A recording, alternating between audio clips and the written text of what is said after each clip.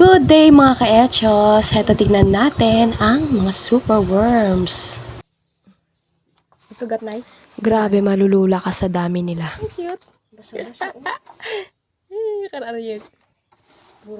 Sarap namang alagaan ng mga exotic pet na to. Napadpad ako dito para samahan si Mudra.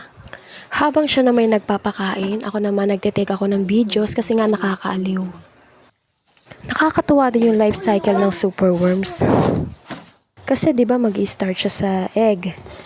Then mag-hatch siya into a larvae in 7 days. Tapos from the larvae, it turns into a large superworm in about 3 months. And from superworms, magto-turn na naman siya in a pupae ng 7 days. At kapag pupae na siya, in 2 to 3 weeks, magiging dark beetle na siya. At sa giging dark beetle, sila na po yung mga mangingitlog.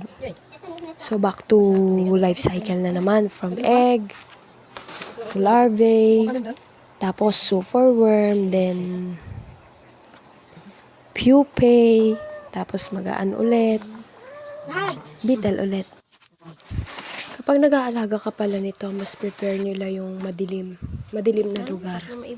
At ang superworm beetles, maaari silang mabuhay up to 6 months or even a year.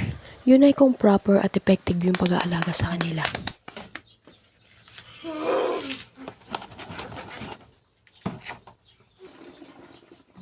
At need din siyang salain para ma-separate yung mga maliliit sa malalaki. At magawan sila ng bagong space.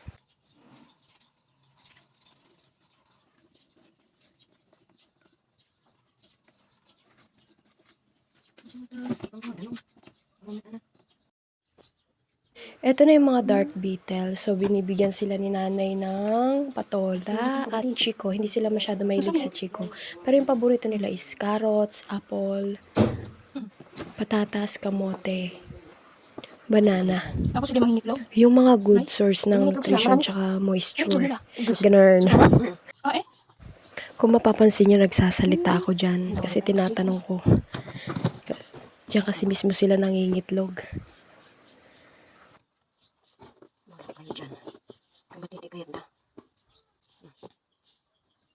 Nagtago. Yan ang gusto nila. Yan ang ibibigay ko.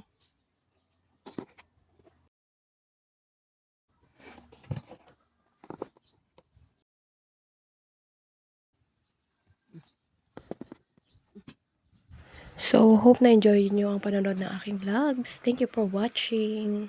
Bye-bye!